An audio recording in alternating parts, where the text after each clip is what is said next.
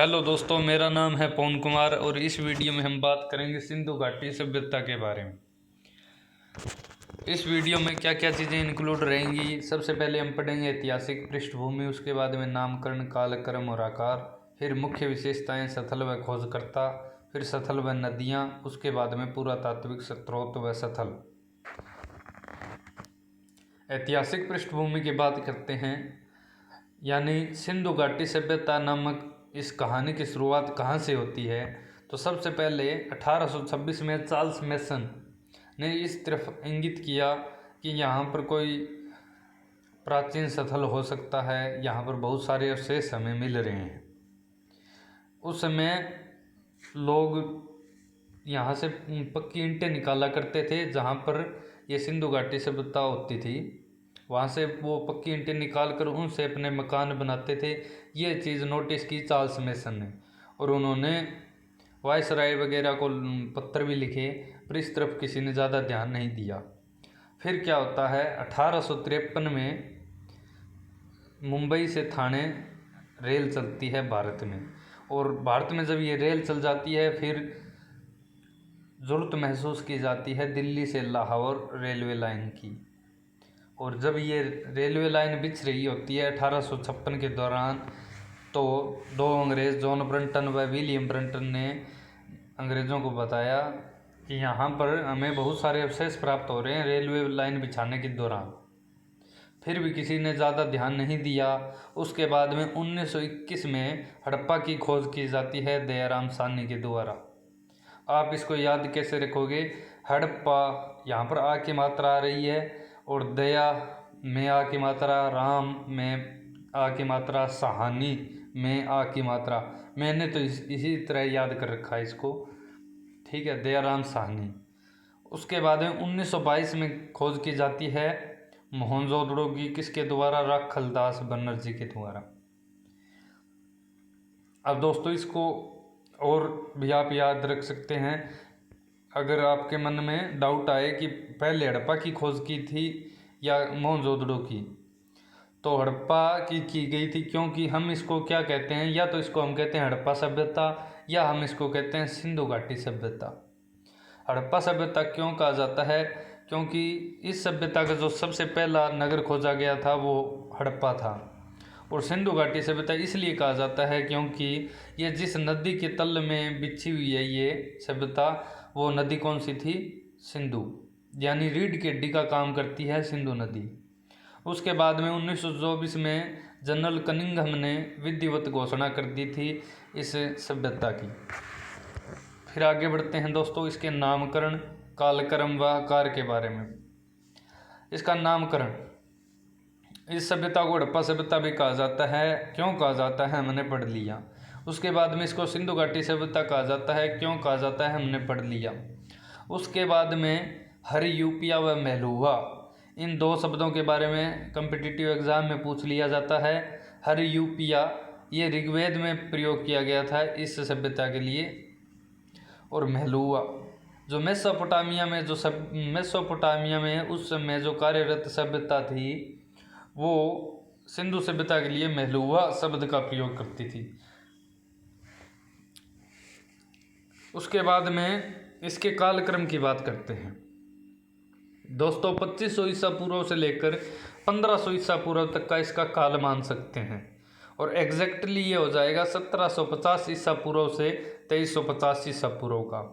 अब 2500 से धीरे धीरे ये सभ्यता शुरू होती है, और 2350 या 2300 ईसा पूर्व के लगभग जाते जाते ये पूरी तरह फल फूल जाती है। उसके बाद में ये 1700 के बाद में इसका डिग्रेडेशन शुरू हो जाता है, और 1500 ईसा पूर्व तक लगभग ये ख़त्म हो जाती है, और 1500 ईसा पूर्व में वैदिक सभ्यता आ जाती है। उसके बाद में ये सभ्यता कांस्य युगीन थी, यानी इस सभ्यता के दौरान जो धातु प्रयोग की जाती थी वो कांसा थी। और हम पीछे भी वीडियो में पढ़ चुके हैं, ट्रिक हमने की थी CBI, यानी सबसे पहले कॉपर यानी तांबे का प्रयोग, फिर B यानी ब्रॉन्ज यानी कांसे का प्रयोग, फिर I यानी आयरन यानी लोहे का प्रयोग। तो इस सभ्यता में जो धातु प्रयोग की जाती थी वो मेनली कांसा थी। उसके बाद में आद्य ऐतिहासिक काल, इस काल को आद्य ऐतिहासिक काल भी कहा जाता है, क्योंकि इस सभ्यता में बहुत सारी चीज़ें हमें लिखी हुई मिली हैं। जो लिपि थी वो भावचित्रात्मक थी, परंतु हम उसको पूरी तरह से समझ नहीं पाए हैं। इसलिए इसको आद्य मतलब आधा ऐतिहासिक काल यानी लिखा तो गया है पर हम उसको पढ़ नहीं पाए हैं। उसके बाद में इस सभ्यता के जो बर्तन थे वो लाल रंग के थे और उन पर काली चित्रकारी की गई थी। और यहाँ पर कम्पिटिटिव एग्ज़ाम में पजल करने के लिए पूछ भी लिया जाता है कि सिंधु सभ्यता के बर्तन किस रंग के थे, तो वो रंग उनका बर्तन का रंग लाल था और चित्रकारी काली थी, यहाँ पर बर्तन काले नहीं थे। उसके बाद में इसकी सीमा की बात करते हैं तो इसका कुल क्षेत्रफल 12,99,600 वर्ग किलोमीटर था और जो इसका आकार था वो त्रिभुजाकार था। और जब बात आती है कि इसका उत्तरतम बिंदु कौन सा था तो मांदा था जो जम्मू कश्मीर में है। दक्षिणतम बिंदु कौन सा था तो दाइमाबाद था जो महाराष्ट्र में है। और इसका पूर्वतम बिंदु जो था वो आलमगीरपुर था जो यूपी में है। और पश्चिमतम जो इसका बिंदु था सूतकांगेडोर था जो कि अफगानिस्तान में है। उसके बाद में बात आती है दोस्तों इसकी मुख्य विशेषताएं स्थल व खोजकर्ता की। तो इसकी मुख्य विशेषताएं कौन कौन सी थी। एक तो इसका नगरीय जनजीवन था और बड़ी ही विडंबना की बात है कि भारत में पहले नगरीय जीवन आता है और बाद में ग्रामीण जीवन आता है। यानी जो सिंधु सभ्यता थी वो नगरीय जीवन का उदाहरण थी और उसके बाद में वैदिक काल आता है तो वो एक ग्रामीण जीवन का उदाहरण हो जाता है। उसके बाद में ये ग्रिड पद्धति पर आधारित थी, यानी इसकी जो गलियां थी वो 90 डिग्री के कोण पर काटती थी और सभी गलियां सीधी थी। उसके बाद में टेराकोटा व सैलकड़ी। अब दोस्तों टेराकोटा पकी हुई मिट्टी को टेराकोटा बोलते हैं। हम कम से कम इस बात को मैं 5 बार दोहरा चुका हूँ पिछले वीडियो में। टेराकोटा पकी हुई मिट्टी को कहते हैं और ये मुद्रा का काम करती थी इस सभ्यता के दौरान। और सैलकड़ी ये जो पकी हुई मिट्टी की जो मुद्रा बनाई जाती है उस बनाने की विधि को सैलकड़ी कहते हैं। उसके बाद में लिपि। इस सभ्यता की लिपि भावचित्रात्मक थी और 1-2 बुक्स में ये बेंदोफेंद्रात्मक भी दी हुई है, जैसे कि प्रश्न पुत्र जो बुक आती है उसमें। और ये कम्पिटिटिव एग्ज़ाम्स में आया हुआ भी प्रश्न है जहाँ पर 4 ऑप्शंस में आपको भावचित्रात्मक नहीं दिया हुआ है तो आपको पता होना चाहिए कि इसको बेंदोफेंद्रात्मक भी बोलते हैं। उसके बाद हम बात करते हैं शहद का प्रयोग किया जाता था मिठास के लिए। उसके अलावा स्वास्तिक चिन्ह, कपास और चांदी ये सभी चीज़ें जो सबसे पहले प्रयोग की गई थी वो सिंधु सभ्यता में ही की गई थी। कपास को ये शिंडन बोलते थे, ये आपको पता होना चाहिए। और अगर आपको पूछ ले कि सिंधु सभ्यता का समाज कैसा था तो मातृसत्तात्मक था। इसका हमें पता कैसे चलता है, क्योंकि जो हमें प्रतिमाएं मिली हैं वो ज़्यादा स्त्रियों की मिली हैं। इसका इतिहासकार अंदाज़ा लगाते हैं कि सिंधु सभ्यता का समाज मातृसत्तात्मक था। उसके बाद में हम दोस्तों बात करते हैं नदियाँ, स्थल व खोजकर्ता, यानी कौन सा स्थल किस नदी के किनारे था और किसने इसकी खोज की। जैसे हड़प्पा की खोज दयाराम साहनी ने की और नदी कौन सी थी, रावी।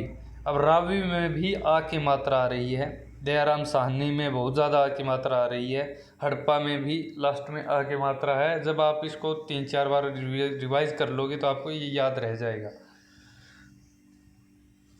उसके बाद में मोहनजोदड़ो और चुन्हू-दड़ो, जिनके पीछे दड़ो शब्द आ रहा है, जैसे मोहनजोदड़ो, चुन्हू-दड़ो, ये सभी दोनों स्थल सिंधु नदी के किनारे हैं, ये आप श्योर हो जाएं।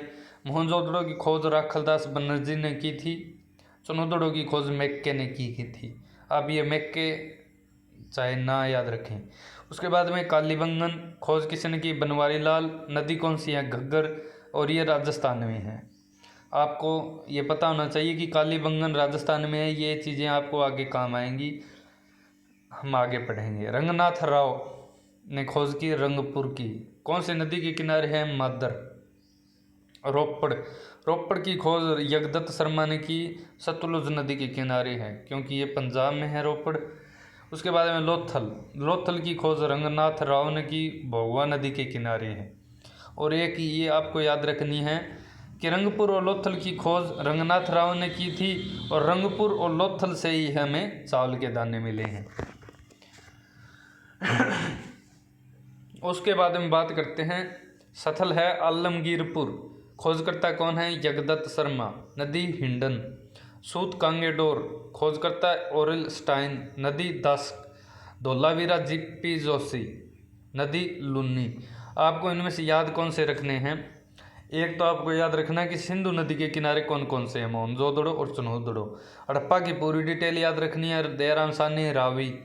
मोहनजोदड़ो का रखलदास बनर्जी आपको याद रखना है। कालीबंगन घग्गर नदी के किनारे है, राजस्थान में, आपको याद रखना है। और लोथल ये एक बंदरगाह थी, आपको याद रखना है। उसके बाद में आगे बढ़ते हैं दोस्तों, तो पुरातात्विक स्रोत व स्थल, यहाँ से बहुत ज़्यादा क्वेश्चन आते हैं। सिंधु घाटी सभ्यता से जो क्वेश्चन आते हैं उनमें मोस्टली यहीं से प्रश्न आते हैं। और इसकी आपको एक ट्रिक भी मिल जाएगी। क्या? जैसे हमें पता है लोथल एक बंदरगाह थी, यानी जो विभिन्न अन्य सभ्यता थी उनसे जो भी चीज़ आती थी वो सबसे पहले लोथल में उतरेगी। अब जो चीज़ लोथल में उतरेगी, अगर वो चीज़ लोथल में काम आने के लिए ठीक है तो वो वहीं रहेगी। अगर वो वहाँ काम आने के बजाय कहीं और ज़्यादा उपयोगी सिद्ध हो रही है तो वो वहाँ जाएगी। और वहाँ जाएगी तो उस चीज़ की प्रतिमा वो अपने एक यादगिरी के रूप में रखेंगे। जैसे ये एक ट्रिक है, जैसे अगर लोथल में सबसे पहले ऊँट आया तो ऊँट लोथल में जो बंदरगाह है वहाँ से ज़्यादा उपयोगी वो राजस्थान में कामयाब होगा, जैसे कि कालीबंगा में। ठीक है, तो ऊँट की प्रतिमा वो खुद रख लेंगे यानी लोथल वाले, और ऊँट की कहाँ चला जाएगा? कालीबंगा में। अब ऊँट तो अब तक जिंदा रहेगा नहीं, तो हमें अब क्या मिलेगा? उसकी हड्डी मिलेगी। कहने का मतलब कालीबंगा से हमें क्या मिला? ऊँट की हड्डी। लोथल से क्या मिलेगा? ऊँट की प्रतिमा। उसके बाद में बात आती है तराजू आता है, तो बंदरगाह में तौलने के लिए उपयोगी है, तो वो तराजू लोथल से मिलेगा। और हल की प्रतिमा, अब जहाँ ऊँट होगा वहीं हल होगा। जुते हुए खेत, जहाँ ऊँट और हल दोनों होंगे वहीं जुते हुए खेत होंगे। काली चूड़ियाँ, अब काली प्लस बंगा शब्द से बना है, और पंजाबी में बंगा का मतलब होता है चूड़ियाँ, काली चूड़ियाँ। तो आपको कालीबंगा की सारी चीज़ें याद हो गई। तो उसके बाद में रंगपुर से हमें चावल के दाने मिले, ये हमने पीछे पढ़ लिए। लोथल से हमें चावल के दाने मिले, हमने ये पीछे पढ़ लिए। लोथल से हमें मनके के कारखाने मिलते हैं, ये आपको याद रखना है। युगम समाधि मिलती है, ये आपको याद रखना है। बंदरगाह है लोथल, हमें पता है। अग्निकुंड लोथल और कालीबंगा से मिलता है, हमें याद रखना है। मिट्टी का हल मिलता है, चावल के दाने मिलते हैं, घोड़े के अस्थि पिंजर मिलते हैं, और तराजू मिलता है। ये सारी चीज़ें याद रह जाएंगी। उसके बाद में हम बात करते हैं मोहनजोदड़ो की। कांस्य की नर्तकी मोस्ट इम्पोर्टेंट है दोस्तों। कांस्य की नर्तकी कहाँ से मिली? मोहनजोदड़ो से। और इसको मृतकों का टीला कहा जाता है। क्यों? यानी मोहनजोदड़ो में जो शव होते थे उनको जलाया जाता था, और एक जगह आप शव जलाते जाएंगे तो राख इकट्ठी होती जाएगी और वो टीले का आकार ले लेगी। तो हम उसको कह सकते हैं, जो राख का टीला, उसको कह सकते हैं कि ये मृतकों का टीला है। अब रियल फैक्ट ये है कि मोहनजोदड़ो में शवों को जलाया जाता था और हड़प्पा में दफनाया जाता था। ये आपको याद रखना है, और आप इसको आसानी से याद रख सकते हैं क्योंकि मोहनजोदड़ो को मृतकों का टीला कहा जाता है। ये रियल फैक्ट है, और आपको इसको ऐसे कनेक्ट कर सकते हैं कि मृतकों का टीला मोहनजोदड़ो को कहा जाता था, तो शव जलाए भी वहीं जाते होंगे। और हड़प्पा से आप क्या निकाल सकते हैं कि हड़प्पना किसी चीज़ को, हड़प्पना मतलब छीनना। अब हड़प्पा में शव दफनाए जाते थे, यानी जगह की वहाँ पर शॉर्टेज आ जाएगी, तो वो जगह यानी ज़मीन को हड़पने की कोशिश करेंगे हड़प्पा वाले। तो हड़प्पा में शव दफनाए जाते थे, यानी हड़प्पा में शव दफनाने की प्रथा थी। उसके बाद में तांबे का दर्पण कहाँ से मिलता है? हड़प्पा से। और दोस्तों आपको सारे पुरातात्विक